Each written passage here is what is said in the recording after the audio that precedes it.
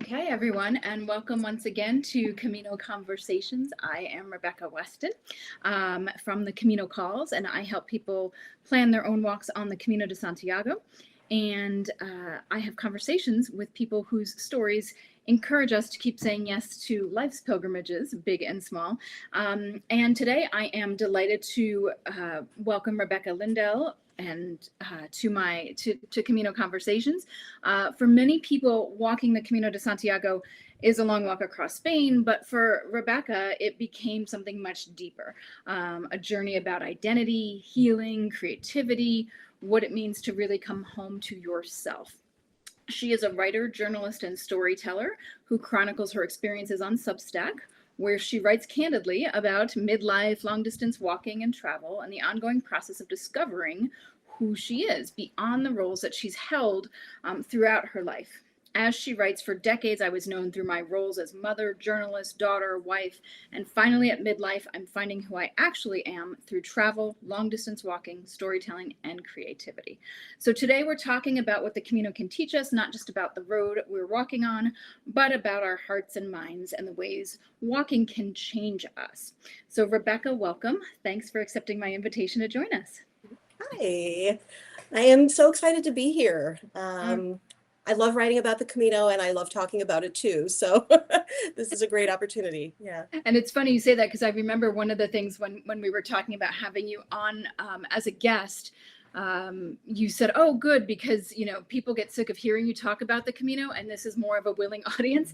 And I think there's a lot of us that come back from that. My husband would say the same thing. Anytime I get talking about the Camino, he warns whoever I'm talking to, she can go on for hours about this. Yes. And what's amazing about the experience is that, and I encounter people on Substack who did it like 15 years ago, and it's still very much a living thing inside of them. And you continue to process it. It's not a typical vacation. It's not, I think for some people it may be, but I think for others of us, it sparks something deeper and sort of a continuing pilgrimage and exploration. Yeah, and I think too, even some people that start out thinking, oh, this just sounds like a cool experience. I enjoy walking or hiking, and yeah. So we're going to get into that, but let's take us back for a second. First of all, how did you hear about the Camino de Santiago? How did it come on your radar? Okay, so kind of an interesting way. It's you can trace things back so far back. I was handed a book about the Camino, and it was a book that was written by someone who was sort of working as a spiritual intuitive, sort of a psychic in the Chicago area at the time. Her name was Sonia Choquette. Her book was called Walking Home. And I read this book, and I had never heard about the Camino before, but every chapter was another stage on the Frances. And it was really more about her internal journey, but just her descriptions of where she was going and what she was seeing and the people she was meeting. It just really captivated me because I love to travel. I love Europe. And there was this awesome map on the front page of all the routes that led to Santiago. And I'm a map person. And I just was like, I'm going to do this. And I don't know which one I'm going to do, but it just lodged in my mind. And I just was like, I'm going to do this someday.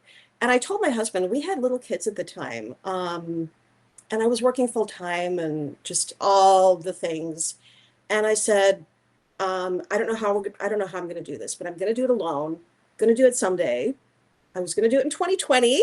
Yep, And I literally had my plane ticket booked and I was really starting to plan, and we all know what happened. But then 3 years later, my younger daughter left for college and I was offered a buyout at work, and I was like, oh my God, I suddenly have the time, the freedom, and the resources to do this, and I made it happen.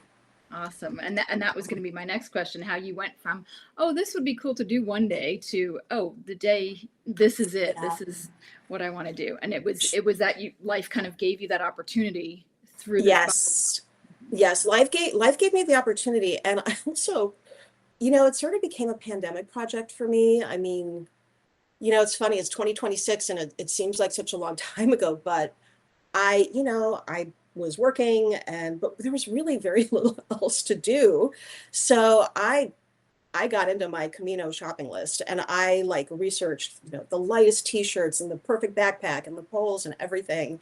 And I would buy stuff from Amazon and, show up at the door and I'd send it back. And it was sort of a pandemic obsession, but it kept me going because I knew that when this is over, I'm finally going to do this thing. Gotcha. Yeah, Awesome. yeah. Awesome. Mhm, And so mhm. you ended up going in 2023 and you Yes, walked the Camino Frances all the way from Saint-Jean-Pied-de-Port in France over yes, 500 miles to Santiago de yes. Compostela. I did. Yes, yes. And then there was a little bit of walking on the Finisterre Peninsula after that. But yeah, it was 40 days of walking and then several rest days thrown in. I was very fortunate to have the luxury of time. I Mhm. allowed myself 2 months.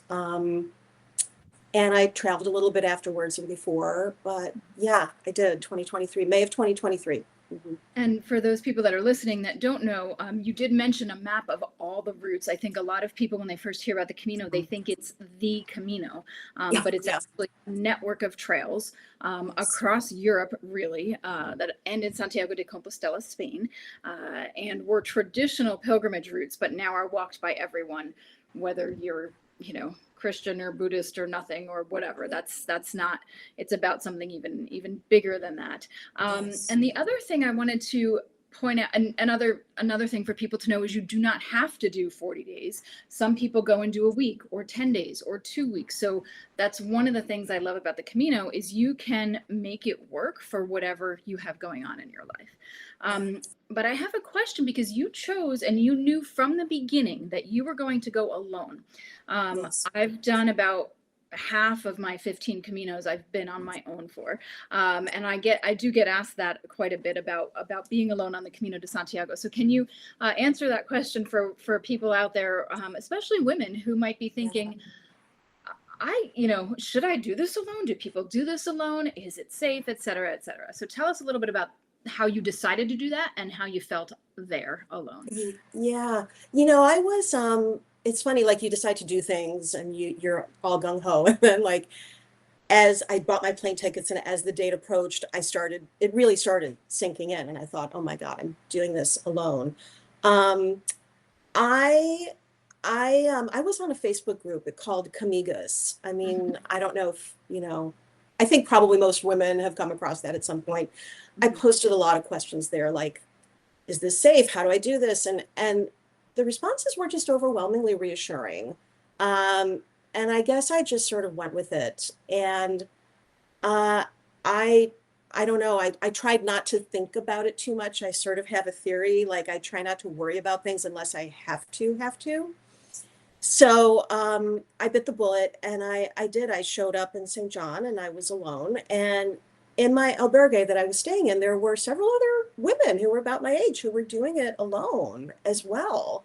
Mhm. And we were sort of a little Camino family until we got to Pamplona and then their husbands showed up, and I had to continue by myself. And it was a challenge from that point on, but I actually found that I met so many people doing it on my own and so many characters and so many people who were happy to like talk to me for, a few hours or walk with me for a couple days. And I actually gained confidence in myself. That turned out to be a thing for me, like to realize I can, I can, I can head out into the world.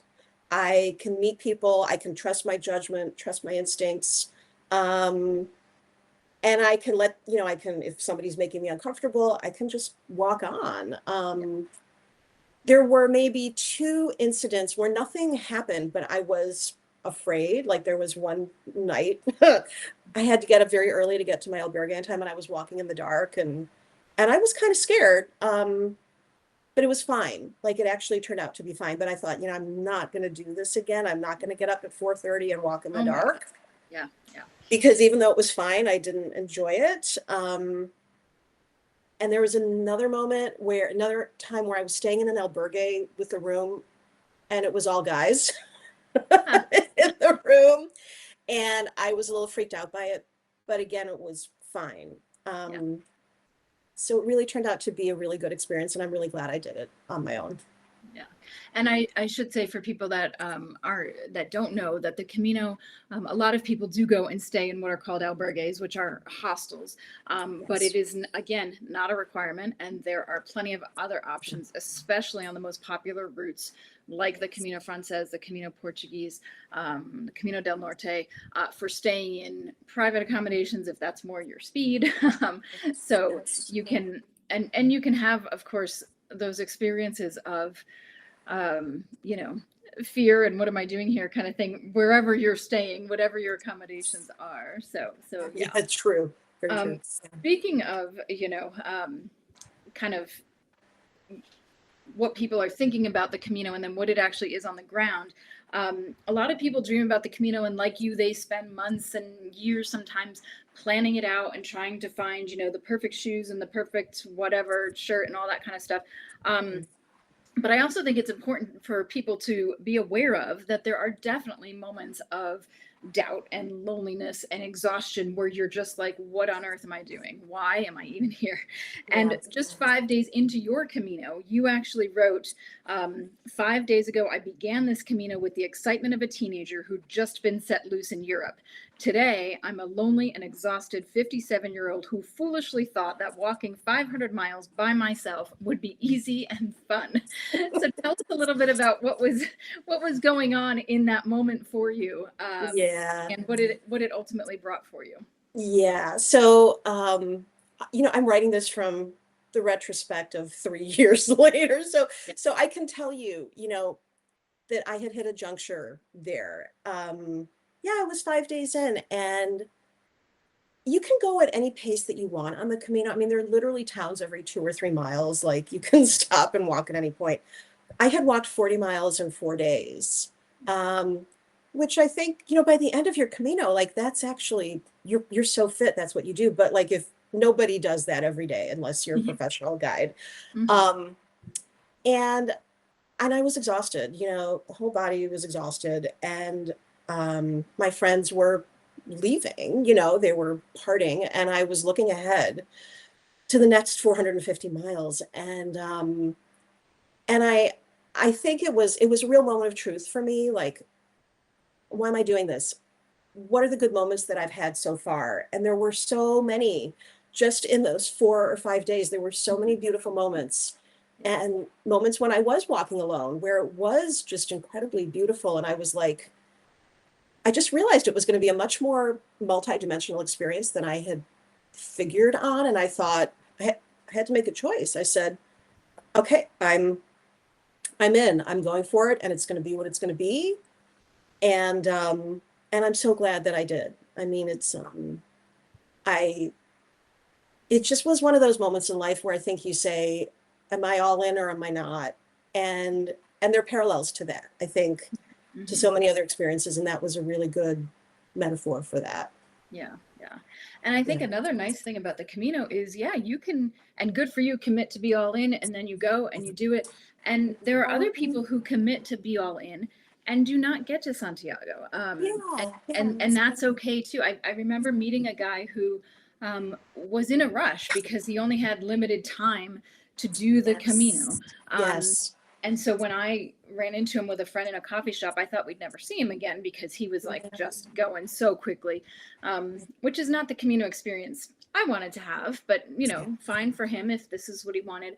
And we ran into him a few days later, in a museum that we were walking around, and I said, what happened? I thought you would be like, miles ahead of us.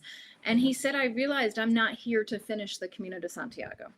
I am here to slow down and enjoy the journey. And I mean, it still gives Yes. me chills. Like, and I was so grateful that he got to come to that conclusion on his own, because I've met people who have said that their first Camino, they did someone else's Camino. They got in with a group like you were talking about. They met people and they started going faster than they had planned. They Yeah. missed out on things. They had a great time with the people they met, but they really didn't Yeah. do the Camino they wanted to do. Yeah. So kudos to you for Mm. recognizing, like, okay, I'm still going to do this and it's still going to Thanks. be okay. Can you tell us about an experience later on where maybe another one where you were kind of like in doubt and then something kind of Yeah. changed for you a little bit? Yeah, there was sort of an inflection point. If you do the whole Française, it's it's sort of in thirds. And Mhm. what they say, like the first third is birth because you're just so like gaga.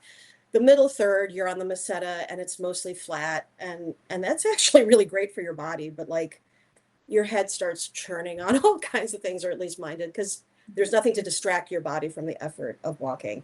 Um, by the time I got to the last third, I don't know. That's what the Camino does to you. It just your head, you're so like in your head. And I had a moment when I was walking toward the Cruz de Ferro, which is a little bit after Leon. I mean, it's a couple days after Leon. And I was getting sick. Like you just know when you're starting to get sick. And I Mhm. was so tired. And all my friends had sort of scattered, and I was walking by myself. And I was like, oh, this is supposed to be this big, meaningful day. Like you get to the Cruz de Ferro, which is where everybody drops their stones, where they're like the burdens they've been carrying. And I was just not feeling it. I'm just like, why am I doing this? I've been out here for a month. This is crazy. And I don't know how to explain this, Rebecca. I mean, I'm going to get a little woo woo here. Yeah. I turned a corner and I started going up the path into the woods, and I I felt this like spiritual energy kind of come through me. Mhm. Mhm. And I felt so connected to like the earth and to spirit and to myself. And I mean, I'm getting goosebumps as I talk about it. It was just kind of this shot that came through me at a moment when could not have been less like spiritual, like really, it was just like this kind of sucks. But I felt this shot of energy, and from that moment on, it just carried me forward for the rest of the journey. And like the rest of that day was amazing. Like dropping the stone was one thing, but I felt so open and it was so beautiful. And the people that I was talking to, everybody was kind of in this state. And I ended that day in such a state of joy. Yeah. And I that carried me through the rest. And it's 3 years later, I can access that. That's awesome. So that may be why I'm here right now, because it's not like I stay in that state every single day, but I Right. felt it. Yeah. Yeah. Well, and to that point, you have said before that the Camino didn't just change your scenery, but it changed your brain in a way. Yeah. What first sparked your fascination with the neuroscience of walking? And what have you learned about this long distance walking and why it Yeah. seems to transform people? I mean, so many of us keep going back. What have you learned that you can share with us? Yeah, there's some actual science behind it. And I am not a neuroscientist, so I can't really talk about it. But Mhm. um, I came back, I just felt so different, and the world looked very different. And I couldn't really figure out why. Like, I think one thing, like you're coming from the wilds of Spain and you're outside every day and you come back to a more sedentary place, but I just felt different and not entirely comfortable. But I'm like, what just happened to me? There's something called bilateral stimulation, where if you are, you've got the left side of your brain, which is like the analytical side, and the right side of your brain, which is all about feelings and creativity and sort of hunches. And when you walk, when you do actually anything sustained that's like both sides of your brain, you're literally building connections between the two sides of your brain. And you get more access to the feeling side. Um, and if you do it long enough, it could become very balanced, where you're like, my feelings are informing my thinking, and my thinking is helping to shape my feelings. And you're like, I sort of feel like it's the way we were meant to be when we Mm. were hunter gatherers. We just, had better access to both sides of our brain. I think when you do the Camino for 40 days, like you are seriously rewiring your brain in a really big way so that you do have more access to the feeling side. And I mean, for me, I was very type A, and I was very sort of like judgmental and like, I'm going to do the 500 miles. And I don't know, I came back and I just felt like I didn't want to let that override my feeling side anymore. And I really do attribute it to the Camino. I wasn't that way before. And was it hard to maintain that when you came back, or did you find like it just shifted who you were? It shifted who I was. I was very fortunate in that I didn't, I have my own business. I work at home. I can kind of regulate my time off. I didn't have to go back into an office full Mm. time. I think that's really hard. And I had friends who had to do that, and it's really hard. And that's one thing I would say to people, like, if you can buffer your Camino with some time afterward, however much time you have, it's going to be really good for you to integrate that. Um, no, I find ways to tap into that. That's almost a whole other conversation, is like how to continue that Camino spirit afterwards. Yeah. I mean, I'll tell you, like, I do so many more creative activities now. I Mm. feel so much more present with my friends. Um, I don't know. Maybe it's because I did the whole Frances. I feel like it's a place I can get back to. I have access to it, is what I'll Hmm. say. So, yeah. Gotcha. Gotcha. A Mhm. couple Yeah. things that you mentioned there. First of all, this post Camino time, this re-entry. Mhm. I don't think it's talked about enough. No. Whether you do just a week on the Camino or 40 days on the Camino, I have heard about it from, all sorts of people, that coming back into your day-to-day life um, is a challenge. And especially if you just fly right back into it, and like literally get on a plane the next day and go home and start reliving your life. Yes. So thank you for bringing that up, because I do always recommend to people, spend a couple days in Santiago, enjoy Yes. whatever you want to do there, whether that is sightseeing or just literally Mhm. being there, Yeah. watching all these, thousands of people every day literally walk into that square, Yes. celebrating something that they've accomplished that they probably didn't think they could. Yes. And then, or I'll also recommend to people, if you can spend a couple days somewhere else, just not with a plan at Oh, all. yes. Ideally, not as a tourist, because that takes up a different kind of headspace, but just go somewhere where you can just process whatever that is. And then, to your point too, Rebecca, coming back, um, give yourself at least another couple days if you can, because it's one of those Yes. things where people are going to say, how was your trip? And you're like, I don't even know how to answer that. Exactly. Yeah. Yeah. It's, you just kind of like stand there with your mouth hanging open, Yeah. like, I don't know. Do you have, yeah. I mean, I will say one thing that I did, and I kind of wish I'd done more of, is just, you know, you- I panicked a little bit, I think, when I came home, because I felt like a more authentic version of myself. And I felt like people didn't really know that part of me. And it made me uncomfortable.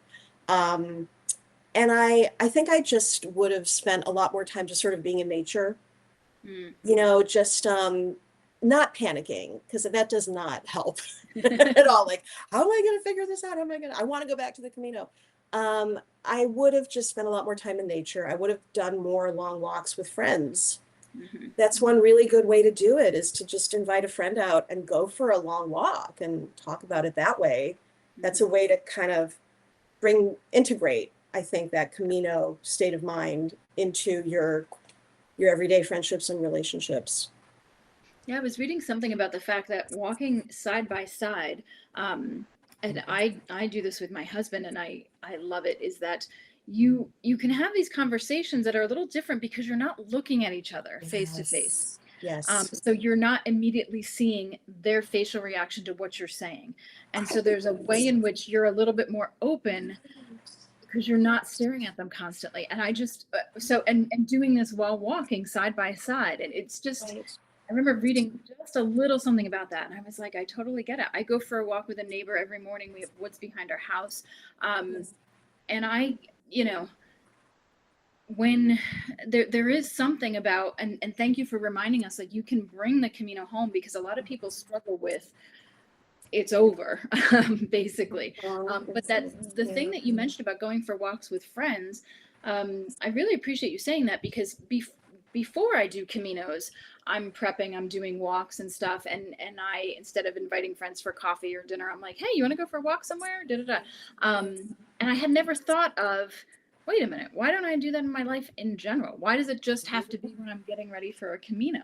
So I Yes. thank you Yes.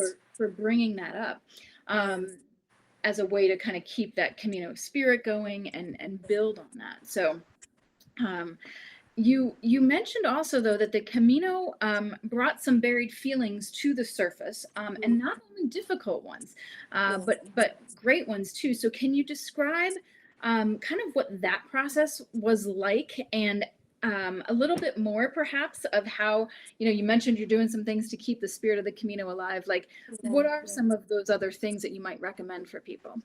Yeah. Yeah. I think, you really have to sort of sit with yourself. And that's why I recommend, like, when you come home, the Camino is a completely different mindset. Like, our everyday life is, we are very scheduled. It is all about what are you going to get done? Who are you going to meet? What's this going to happen? You're on the Camino, and you start to realize that, like, all of that is a construct. Again, like, I could really go, and it is a very different headspace to be. And I think it's almost like pure reality when you're out there. You're in nature, you're with people, you're, as I say, you're doing only four things: you're walking, talking, eating, and sleeping. And for me, I'm like, oh my God, that's all I really needed. Like, I don't need, the stuff or the house or the car. I really don't. um and I think when you're in that state, just, yes, a lot of things come up because there are distractions. And you come back, and I think it's a very creative spirit that comes out of you because you don't have those sensors, or like the things to distract you. Mhm. It's a very creative spirit that comes out. And what I have found is that, I need to continue. Creation for me is a way to continue on the way. Mm. It's that spirit of discovery. It's that spirit of connecting with people. Like, not just like, I'm doing my Substack, and I've met just wonderful people through doing it. I've taken up some really creative passions that bring me into contact with people and are very exploratory. Um, I started taking improv classes because, on the Camino, there is that spirit of improvisation. Like, where am I going to stay? What am I going to do? Uh-oh, I've lost this thing. Yeah.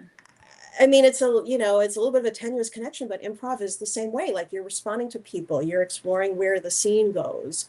Mhm. Um, You're in I've the tried, moment. you're in the moment. Yeah. And so finding those opportunities to really be in the moment, going for a walk with a friend, really kind of connecting with nature. It's really enriched my life. It's made me a happier person, a more like expanded person. I mean, I think that stuff was already in me, but I think it takes an experience like the Camino where you can really give yourself permission to open up to all that life is. Yeah. Yeah. Oh my Yeah. gosh. Wonderful. Wonderful. Mhm. People often talk about the Camino can also be a place of healing. And you've also cautioned, though, that it can also leave you pretty emotionally tender afterwards. Yes. So, what do you wish more people understood about kind of how you share your experience when you come back and who you share it Mm. with? Yeah, that's a good one. Well, I did find that most people actually were very curious about it. Like, they knew I'd gone. I think a lot of people, they've heard about it. They know for themselves they're not going to do it. So they are genuinely, legitimately curious. Mhm. Um, all that said, most people don't have like the attention span to like of a 5 hour walk, to like really hear about things. And so that can be, I just want to warn people, and I've heard this from other people too, they'll say, "How was your Camino?" And you'll go, "Oh my God, blah, blah, blah." And within, they'll see the eyes glaze over and like, oh. And I guess I just want to say, like, just try not to take that personally, because not everybody has that kind of, you know, interest in the Camino. They're interested in you. They're not so interested in the Camino. Mhm. But there are people who will really engage. Yeah. I Yeah. did find that. I did find a few people who were just intensely curious, and it was so wonderful to talk to them. Mhm. And those, I don't know why my screen is doing this weird thing, It's like, but those friendships became deeper. Like, I mhm. actually became, these are some, now I'm literally some of my better friends, because we did have a chance to have those deeper conversations and get more into the whys and the hows and what happened to you, and they can relate to that. And yeah, I would be on the lookout for those people. They are there, they are in your life, and you'll be surprised as you open yourself up to them. Gotcha. Now, On your Substack, you write that for years you were known by these roles: mother, Yes. journalist, Yes. daughter, wife, and that now you're kind of rediscovering who you actually are. Um, Mhm. Tell me, you've talked a little bit about how the Camino is kind of playing a role in that, but how did you? Was it the Camino that prompted you to kind of look at yourself separate from those roles, or how did that whole process come about? Where you're like, wait a minute, who else am I besides these roles I've held for so long? Yeah, I mean that's a really good question, and I think it depends on it depends, I think, on where you are in your life when you do it. And I did it at a time, I think, that was a very natural time for women to really start looking at themselves and really start exploring who they are. I was 57. I was an empty nester. I had left my job. We had just gotten through the pandemic. And so it was a really kind of critical juncture for me to be like, well, who am I really? And what do I really want for the rest of my life? But I hear that that can happen to anybody at any state of life. Like, 20s is a very natural time to start thinking. There are a lot of retirees who do the Camino and who are really starting to think about themselves. Mhm. So, yeah, I would say I came back and I still am all those roles, actually. It's not like I shed them, Right, right. but I realized I'm not my roles. Mhm. Like we are not our roles. I am who I was on the Camino, and I need to express that authenticity more in the roles that I do play. Got it, got it. Mhm. Oh, Yeah. thank you for that. Mhm. Mhm. Um, if someone, so we talk a lot about people considering the Camino, and people get excited about it and plan it, da, da, da, but there are definitely people that are on the fence and they're not sure that this is really something that is for them, that they're capable of. A lot of the clients that I work with, when I help people plan their walks on the Camino, their biggest concern is actually, well, there's a couple of them, but the physicality of it, of literally Yes. walking. And you mentioned this earlier, that most of us, and I've said this before in talks I give about the Camino, I say, how many of you have done a 10-mile hike in the last couple of months? And where I live, a lot of people raise their hand. And then I say, how many of you did it again the next day? And all the hands go down. And then I say, and the day after that, and the day after that. And that's what really clicks for people, like, oh, this is not like anything pretty much most people have ever done. Yeah. So what do you say to those people who are concerned about the actual physicality of doing this in a body that is, of a certain age, that's not Yes. 22 anymore? Yes, Yeah. yes. Well, there's a saying on the Camino that, I mean, you can't really actually train for it in that way. I mean, that said, like, you can definitely get yourself into better shape. Uh, I think, yeah, I happened to be doing a lot of hiking before the Camino, and I was fortunate to be able to do that. I was in a part of the country where there was a lot of hiking. Um, your body's amazing. Like, it will adapt, and those first few days are hard. I mean, I'm talking about the Frances. Yeah. I think you just have to be gentle. You have to be kind to yourself and kind to your body, and understand that the first few days will be hard, but allow yourself build up. Like walk a short day, take a rest day, walk just a few miles, just keep going. And your body is going to adapt. It's going to like want more. Like I found after a couple weeks I would get up in the morning and my legs would be like, let's get going, let's do Hmm. this. Hmm. I found it really beautiful to just realize that our bodies were really meant to do this. I go back again to evolution when we spent entire days on the savannah, like walking around. I came to realize like my body was made to do this. And I think, we don't live that way. And I think that accounts for a lot of, the struggles that people have. Hmm. But it's hard to go back to the way we used to live. But to just trust your body, trust that it knows how to do this and just take it easy as you're building strength those first few days. Yeah, and thank you for mentioning that, to listen to your body and trust your body and take it easy, because I think so many Yes. people get caught up in, again, what other people are doing, how other people are reacting, how other people are doing the Camino. Mhm. And most of the people I work with are not carrying a backpack. In fact, I was at my local library the other day and I met a woman from Sweden. I had a Camino t-shirt on, and she said, "Oh, I've always wanted to do the Camino." She said, "But I don't think I can anymore because of," she said, "I can't carry a backpack." Mhm. And she Mhm. didn't know that there were services that will carry them for you. And Exactly. so I just feel like I always try to make sure to point that out, especially for a lot of my audience, that there are so many ways to do this, but it Yes. is critical that you listen to you. And I think in this world of where we're seeing all the time, if you want to, what other Yeah. people are doing and how other people are doing it, and we have this idea of like, I should. Thank you for reminding us, like, this is really about listening to you and who you Yes. are and what you can do. Yes. Yes. And that's so true. And I mean, I remember one day I met a guy, he was walking 40K in one day. And I mean, that's like 26 miles for Yeah, those of yeah, us it who is. don't do metric. Yeah. And I will say a couple things, like the people who are going super fast like that, like you said, like these were the ones who tended to get injured or they tended to drop out because they were just treating it like a sprint. Yeah. And that was instructive for me. But it's also something to look at in yourself, like, okay, I'm feeling all this peer pressure, like all these people are going fast. You, it's a certain amount of discomfort to sit within yourself and be like, well, where else do I feel this way in my life? Like, where else do I compare myself to the Joneses? And how do I actually feel right now? Do I want to be walking 26 miles a day? No, I don't. I'm going to tune into what's going on around me and really be with that.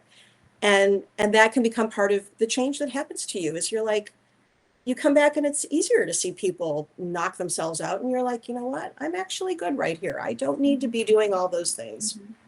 And to recognize too, I think I just came back from a Camino, and was chatting with a guy who was walking, yeah, something like, I don't know, 20 plus miles a day. But after chatting with him, I realized, like, because I asked him how far he was going, where he had started, so I kind of did the math. I was like, oh my gosh, that's a lot. And he was like, well, I started in Belgium. I mean, he had been walking for months Yeah. already. So Yes, yeah, maybe if yes, I had yeah, been walking for a yeah. couple months, I could walk that far in a day. But Yes, yes. recognize, like, there's nothing bad, there's nothing intrinsically good or bad about how far you go on the Camino. Um, You just have to be okay with what you're going to do. And but on the other side too, I think, and you probably have seen this too, um, I think a lot of people are surprised at how many other people are indeed going their pace or going slower. Or yeah. so many clients I work with think they're going to be the slowest person on the Camino, and I'm like, yeah, no. It's Oh no. there's and it doesn't matter. So what if you are? Embrace No, that. exactly. I mean, I had a really good friend who, oh my God, it took her forever to do it, but it was like chapters in a book for her. She met an entirely different set of people. Like she literally had to take a week off to get her tooth fixed in Pamplona. And and it was because of that that she met me. I never would have met her if she hadn't stopped like that. And then she had to stop again. And she met all new people. And it just became just this. I think that's part of it. Like you meet people and you think, oh, I got to keep up with them. These are my people. I felt that way in the beginning. Mhm. And I gradually came to have this trust that, like, no, you're going to meet new people. There's an endless number of beautiful people out there to meet and connect with. And you don't know who you're creating the opportunity to meet by Mm. slowing down right now. Yeah. Um, and the other thing I want to add to that is it's a Camino no matter how long you do it. It's the mindset that you go into it, it's not the physical action. I know people who did a Camino for a week and came back just really profoundly, experiencing all the things that I did, Mhm. but that was their intention. It was just a week. They took it very gently. They came back and they got all the benefits of it. Yeah. Yeah. Yeah. And thank you for bringing that up too, because I think some people do feel like, well, if I only do a week, I'm like, no, you can still have incredibly powerful experiences in the space of a week.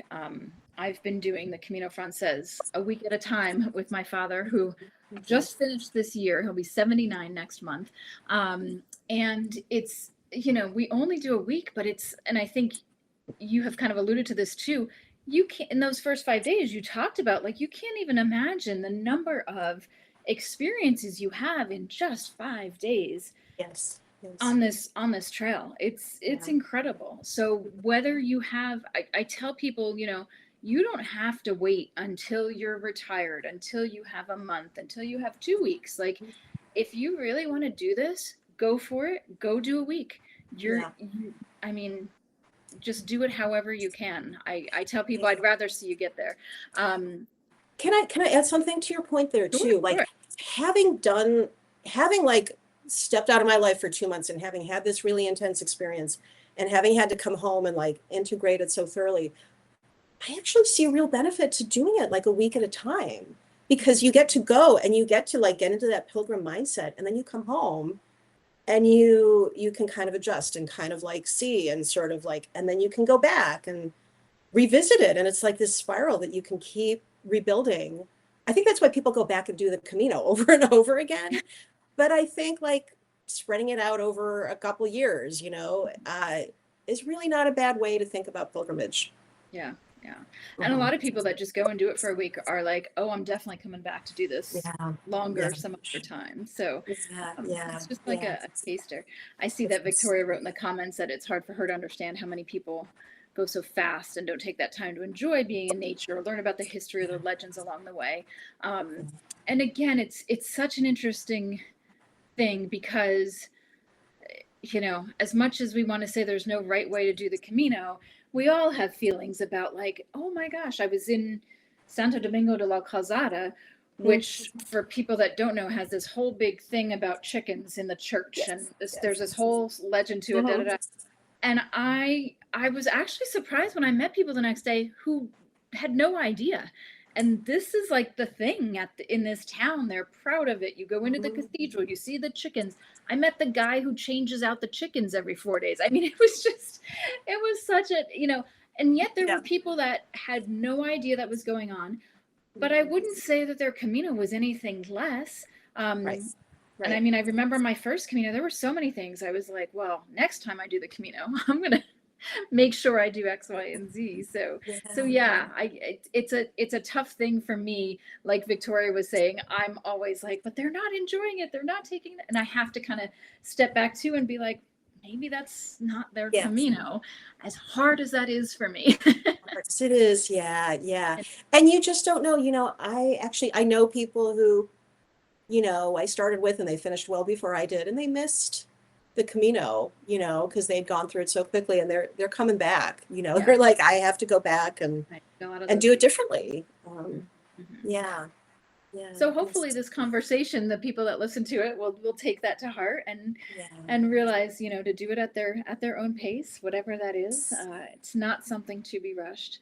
Um, No, and yeah. yeah, so Rebecca, any parting words for people who are listening to this that are considering the Camino? Oh, I mean, so many, but I'll try to, I think if it's something that you're if you've got the Camino in your brain, like for me it was a thing, it just grabbed me and it wouldn't let go. And I knew that I was going to do it. And it took me 15 years before I finally did it. Mhm. I think if you're called to do it, there's a reason. There's something in your spirit, something in your soul, something in your psyche that's saying, I need to do this. And I would listen to that because I think there are people who don't have that call and it's not for them, but they have other things. Um, but I think if it's something that you're turning around in your brain, to figure out a way to do it, even if it's only for a week, even if you can only do a little bit at a time, I feel like there's something for you there. If you're just like this Camino thing, I keep hearing about it, I can't get it out of my mind. I'd say, you know, even look ahead a couple years and say, I might have this little window at this time, and I think I'm just going to do it. And I don't know anybody who's regretted doing it. I'll just say No, that. no. Much the I've met opposite. one person who said she wouldn't go back and do it again, but I've never met anyone who regretted it. It's like, why did I do that thing? No, no, no. Yeah, Exactly. yeah, And for yeah. people who want to, you are right now telling kind of the story of your Camino on your Substack. Yes. You're only up to like the Pamplona or something. So, Yeah, yeah. for those people that would like to follow you, how can we find you? Oh, sure. So, yeah, so, like that is one of the ways that I'm integrating my Camino experience into my life is like I decided to write about it and put it out into the world. I have a Substack. It's called Walking the Earth, a Camino Journey. And my name is Rebecca Lindell, and you can find it, through link or search. But yeah, I'd love to have you come along for the journey. It's a lot. I'm going to be writing this for probably another 40 weeks because it was a 40-day journal, and I'll continue afterwards, but every every week is a day. It's a story about a day on the Camino, something that happened to me, insight that I had, struggles. And I'm also writing it for people who don't think they'll ever be able to do a Camino because I think it can give people a good sense of what it is actually like to do it. And I appreciate that you're kind of telling it in stories. It's not just Mhm. like, here's how far I walked and here's where I started and here's where I ended. And, Yeah, you know, and yeah, yeah, yeah. it's one of the things that attracted me to what you're writing was that it's raw and real. It's not just logistical. No, So it's not. So many stories. Yeah, yeah, exactly. yeah. Well, thank you for sharing just some of your stories with us, and thanks to everybody who joined us live. And if you want to, Victoria has read your writing and says it's great. And for those of you that want to follow me, I'm at the Camino Calls on Substack, and again, Rebecca is. The other Rebecca is her Substack is called Walking the Earth, a Camino Journey, and it's Rebecca Lindell. So thank you so much, Rebecca, for joining Oh, us. you're so welcome. Thank you. Thank you. Thank you Bye. so much. Buen Camino. Camino to Yes. everyone. Okay, great. Okay, thanks. Okay, bye.